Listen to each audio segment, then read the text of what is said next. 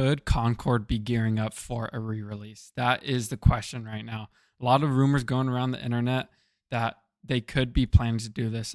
After all, Sony did invest $300 million into the studio to get this product out there. And just to have it shut down 11 days after release, 11 or 13, I can't remember, is pretty crazy. It would make sense with that big of an investment for them to be gearing up for a re-release after the disastrous launch that they had. I believe one of the main reasons why it was a disastrous launch, we got lack of identity. Yeah, there are a lot of cool things about it, but did it look like a world we've never seen before? Not at all. And number two, probably the other biggest thing was the $40 price point. I think that is a huge hurdle now in today's world with all the free-to-play games that are at our disposal pretty much. Like whenever we want, there's a free-to-play game for us to play that is very high quality, very polished. Any AAA game, like for instance, Overwatch 2. Have issues with Overwatch 2, but it is still a great game, especially if you have never played Overwatch before. It's something great to step into. You have other stuff like League of Legends. Again, up to your interpretation if it's a great game, but obviously it's a high-polished, free-to-play game. We have all these different games like this that are free-to-play, offer endless amount of content and grinding that is a high-polished experience. And we have Concord come around. That's $40 price point. Doesn't really seem to bring anything new to the table. It's a hero shooter that we've seen before.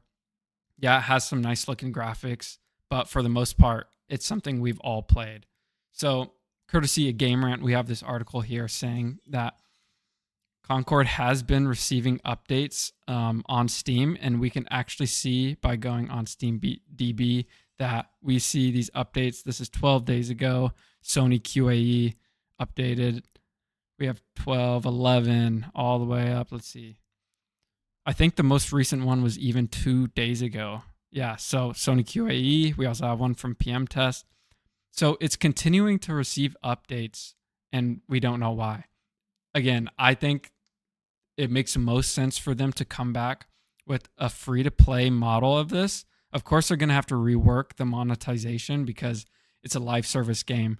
They're going to have to make money off of it, especially if it's free-to-play. So that is probably taking a lot of time.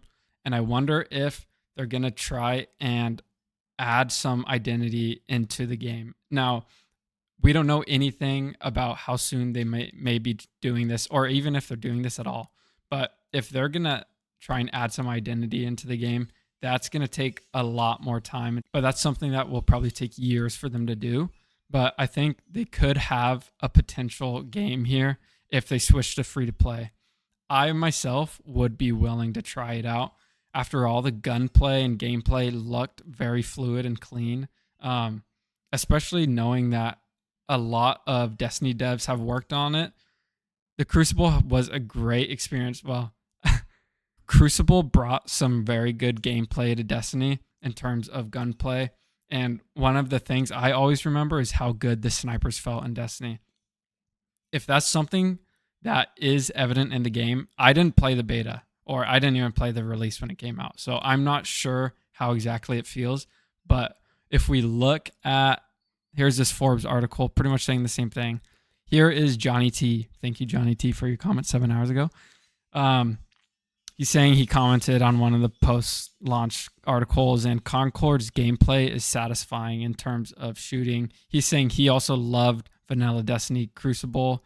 He goes on to talk about his issues with the characters in Concord, which is honestly a whole nother conversation to get into, and how that also ties into the lack of identity. But he ultimately says that the gunplay in Concord was Destiny tier, which is honestly a great praise. Destiny has great gunplay, and it's a shame that they missed the mark with this game.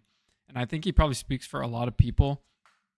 I think if they focused on the right things, ultimately, I mean, obviously, I'm not on the dev team. I don't know what happened in all those years of development, but if they focus on the correct things and really show the highlights of, or really emphasize the highlights of what makes their game good, and as well brings it maybe free to play, I think Concord might have a chance at a revival. I myself would be willing to try it. And I'm sure most FPS or just hero shooter people would be willing to try it as well. But anyways, that wraps it up, and thanks for watching.